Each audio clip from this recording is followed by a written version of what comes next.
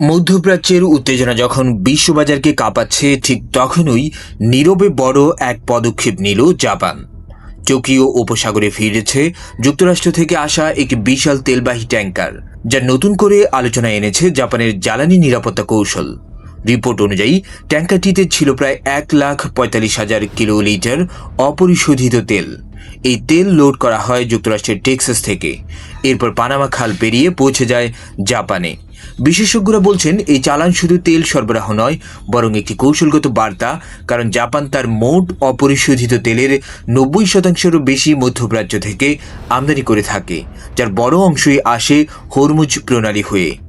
আর ইরানকে ঘিরে চলমান সংকটের কারণে সেই পথ এখন অনিশ্চয়তার মুখে। তাই জাপানের বড় জ্বালানি কোম্পানি কসমো এনার্জি বিকল্প সরবরাহ ব্যবস্থা গড়ে তুলতে শুরু করেছে। শুধু আমেরিকায় নয়, জাপান দক্ষিণ আমেরিকা ও মধ্য এশিয়া থেকেও তেল আমদানির পরিকল্পনা করছে বলে জানা গেছে। বিশ্বের অনেক দেশ যখন ওপেকের দিকে তাকিয়ে আছে, তখন জাপান নিজের জ্বালানি মানচিত্র নতুন করে আঁকছে। এটি কি শুধু সামরিক পদক্ষেপ, নাকি মধ্যপ্রাচ্যের উপর নির্ভরতা কমানোর দীর্ঘমেয়াদী পরিকল্পনা, সেটাই এখন বড় প্রশ্ন।